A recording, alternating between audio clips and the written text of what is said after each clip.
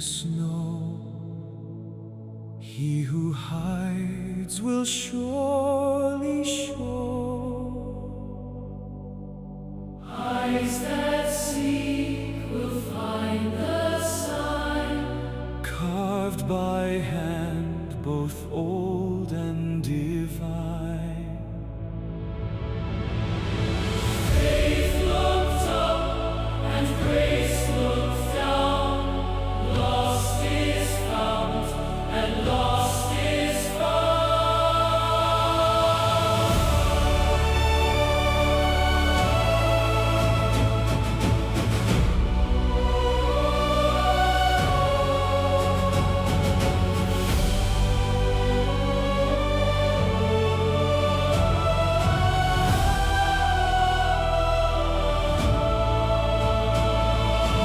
Oh, the shape the ages kept.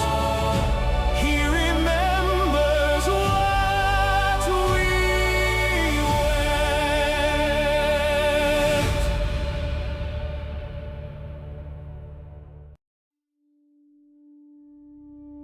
Somewhere in the mountains of eastern Turkey, there is a glacier that has not fully melted in over 4,000 years. Buried inside it, according to explorers, monks, and ancient historians who all independently told the same story, is a shape that should not exist. A shape with right angles. A shape with rooms. A shape that local villagers have pointed to for centuries and called simply the ship. 18 miles to the south in 1959, a pilot flying a routine photography mission looked down and saw something else entirely. A boat-shaped outline, the length of a football field, sitting in the dirt of a landscape that hasn't seen open ocean in thousands of years. Two sights, two mysteries. One impossibly old story that connects them both. A story of a world so corrupted it had to be erased, a flood that reshaped the earth, and a war for a single bloodline that would echo for the next 4,000 years of human history. Tonight, we're going back to the beginning, and by the end of this video, you may never look at a rainbow or a mountain the same way again. To understand what was lost, we have to go back. Past Noah, past the Ark.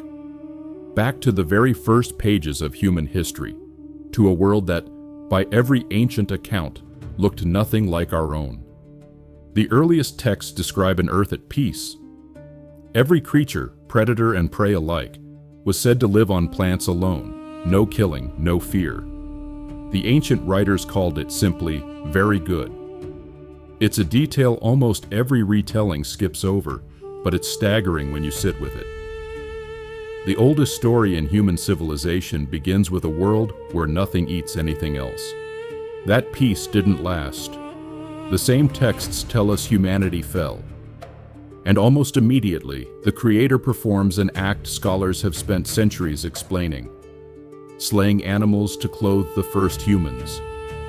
Not for warmth, for covering. It's recorded as the first sacrifice in human history, a precedent that repeats for thousands of years. And here's where the timeline gets interesting. According to the genealogies in these ancient texts, the first generations of humanity lived for centuries, some nearly 1,000 years.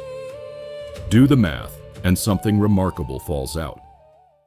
Methuselah, the oldest man ever recorded, was alive at the same time as Adam.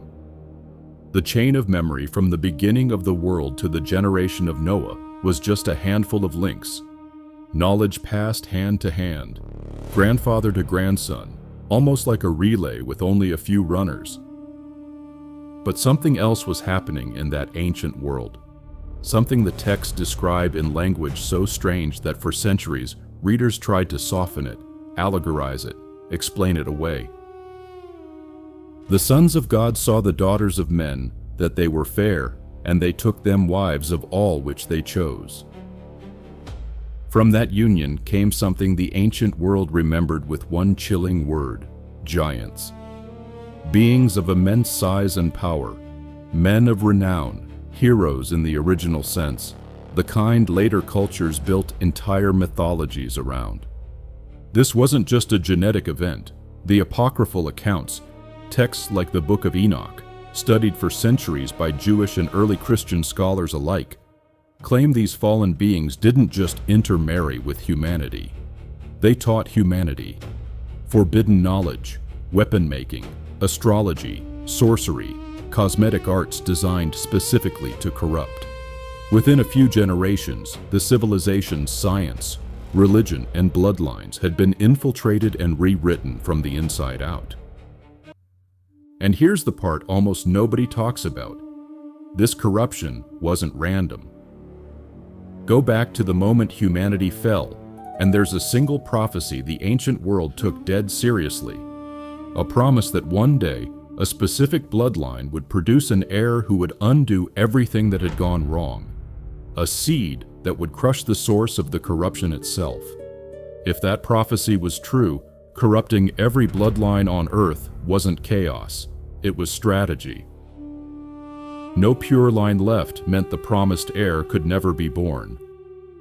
Out of that corrupted world, the ancient record names exactly one family that wasn't compromised, one man described as having walked with God, perfect in his generations.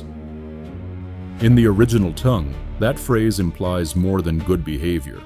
It implies purity of line, the last clean copy of something the rest of the world had corrupted beyond recognition. His name was Noah, and then the reset. A flood the ancient world remembered not as a regional event, but a plainer earthly one.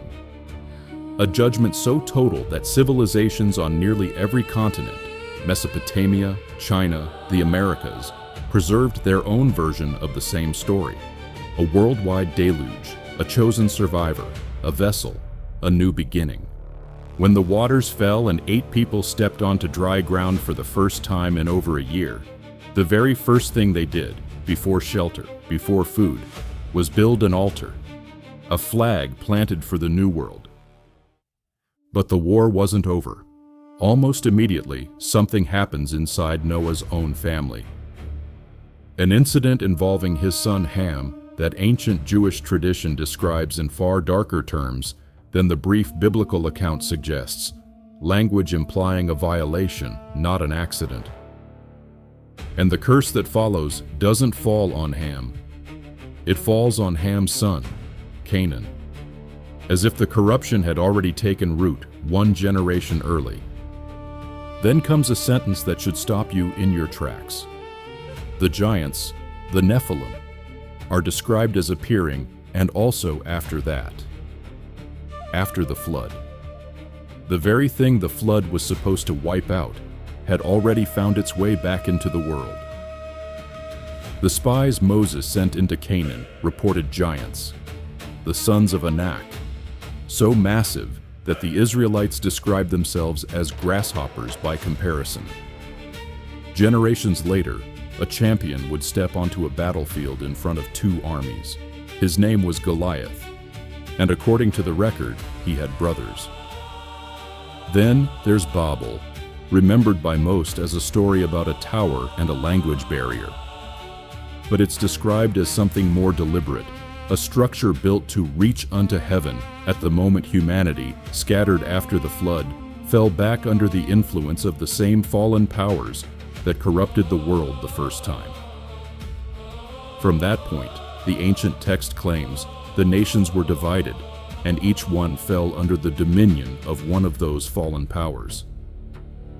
Every god of every ancient pantheon, Egypt, Babylon, Greece, Rome, traced back in this account to that single moment at Babel. From there, the targeting never stopped. A foreign king takes Abraham's wife into his household, nearly ending the covenant line before it produces an heir. A jealous brother nearly kills the man who would carry the family forward. A favored son is sold into slavery in a foreign land. An empire orders the execution of every newborn Hebrew male. At the exact moment the future deliverer is born. A Persian official plots the extermination of an entire people. And centuries later, a king named Herod, terrified of a prophecy about a newborn king, orders the slaughter of every infant boy in an entire region. Eden, the flood, Babel, Egypt, Persia, Bethlehem. 4,000 years, one bloodline, one target, and one outcome that never changed, no matter how many times the attack came. That's the history. Now, let's go find the evidence. Here's something most people never notice when they read the story of the Ark. The text doesn't say it landed on Mount Ararat. It says it landed on the mountains of Ararat, plural. Not one peak, a region. In the ancient world, that region had a name, Urartu, a vast highland territory stretching across what is now eastern Turkey, Armenia, northwestern Iran, and Azerbaijan. One of the most geologically dramatic and least explored mountain ranges on Earth.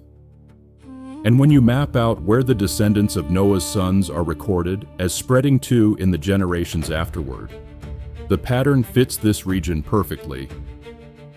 This wasn't a myth landing in a random place. It was a myth landing in a specific, identifiable territory. One that happens to be one of the most volcanically violent and geologically chaotic landscapes in the ancient Near East. Within that region, two locations have drawn explorers for over a century.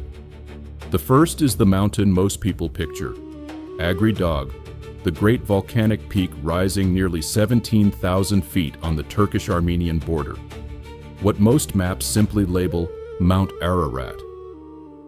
For centuries, local Armenian tradition has pointed to this exact mountain, and the testimony doesn't stop with local legend.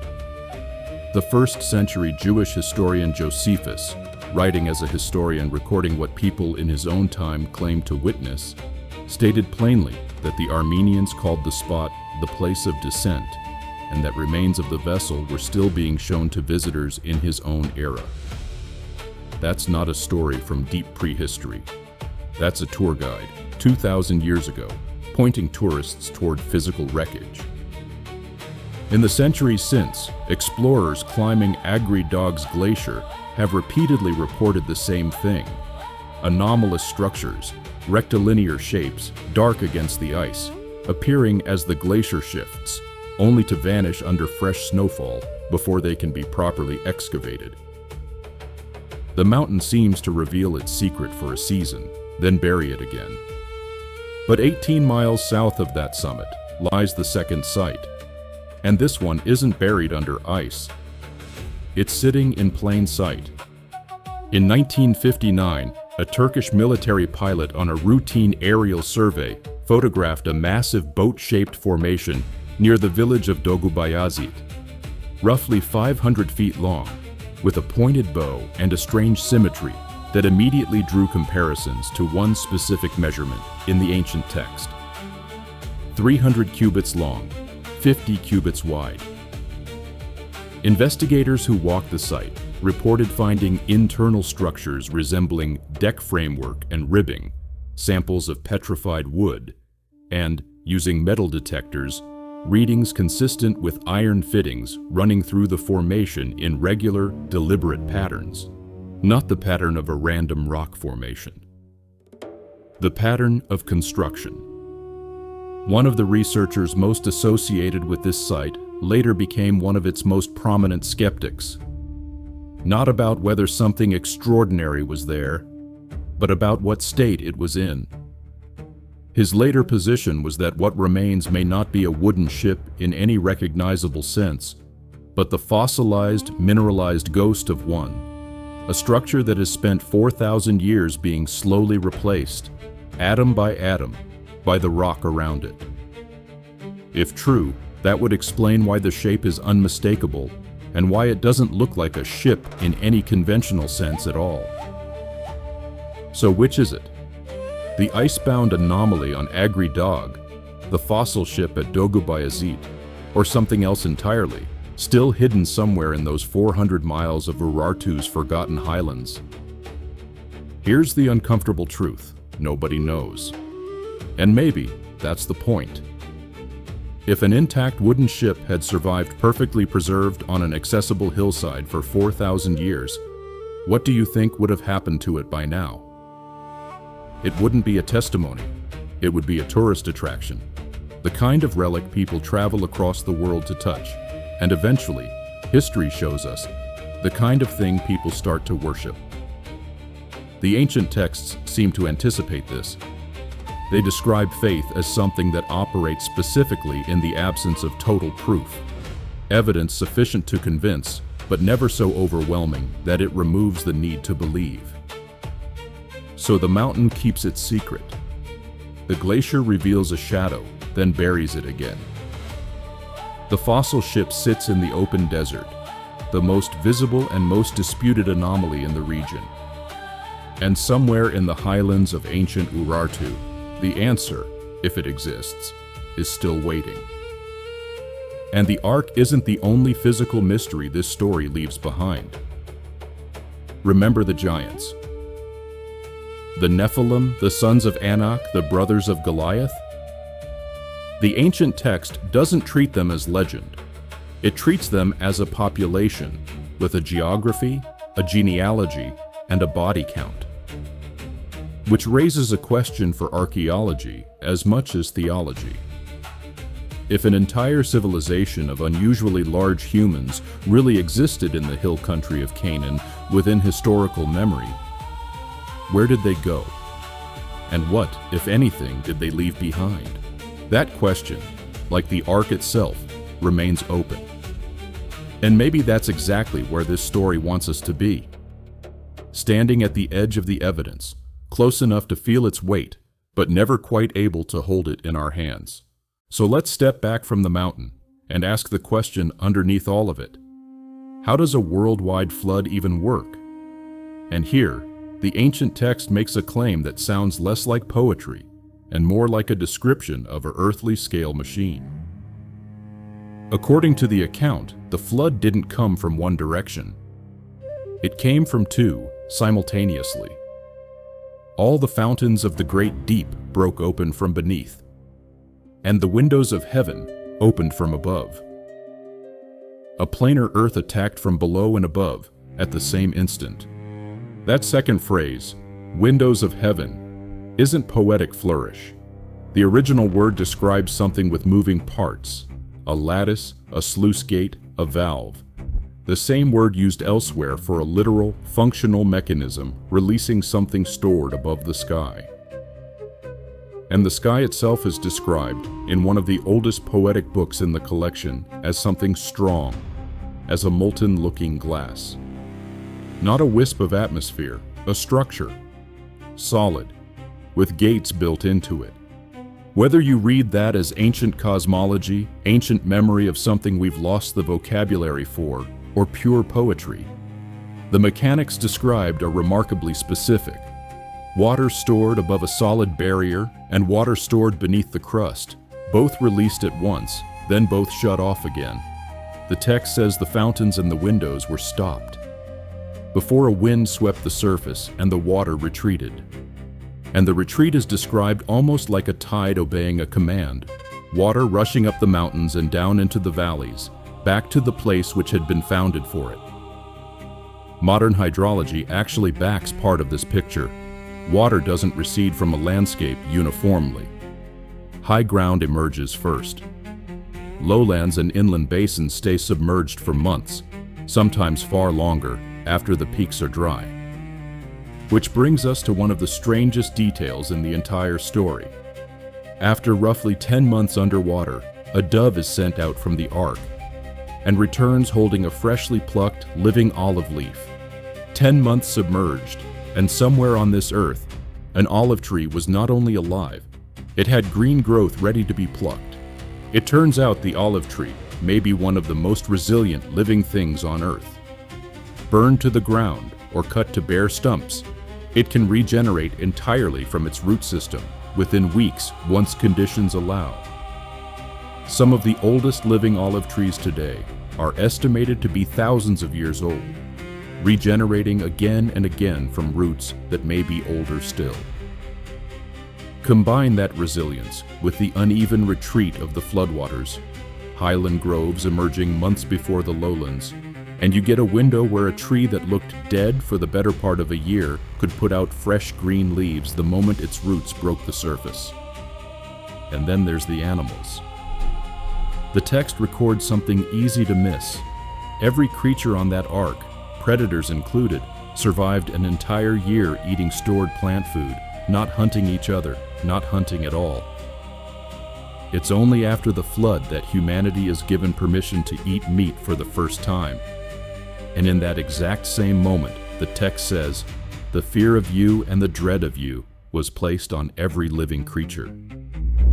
Before that point, the relationship between humans, animals, and each other operated under a completely different set of rules, a detail that lines up with something else. Across the ancient world, nearly every culture that preserved a flood myth also preserved a myth of a lost golden age before it, a time before the world had teeth. So, a corrupted world, a vanished civilization, a mountain that may or may not be hiding the evidence, an Earth-scale mechanism switching on and off, a tree that shouldn't have survived. None of it, on its own, explains why this story has survived for 4,000 years, in nearly every culture on Earth, in some form. Here's the detail that, for many readers, changes everything. The turning point of the entire flood account is a single sentence. "And God remembered Noah." In the original language, remembered doesn't mean what we think it means. It doesn't describe a memory returning after being lost. It describes action, a covenant being kept. The same word is used elsewhere to describe a promise being fulfilled, not a thought being recalled. For 150 days, there had been no word, no sign, only silence. And the silence wasn't absence. It was the quiet before the response. That's the rainbow's real function in this story too, not as a pretty afterthought, but as a restraint deliberately placed. The ancient text is explicit that the power behind the flood was never gone. It was held back by a promise. And the same text claims that one day judgment returns, not by water this time, but by fire. And running underneath every single piece of this, the corruption, the flood, the giants, Babel, Egypt, Bethlehem, is that one prophecy from the very beginning, a promised heir, hunted for 4,000 years through every method the ancient world's darkest forces could devise. And according to the account that closes this story, he came anyway. If this video pulled you in, if even one piece of this made you want to know more, that's the whole point. This is one of the oldest stories human beings have ever told each other, and we are nowhere near done telling it. Subscribe, because next time we're going back to that mountain, and we're not stopping at the tree line.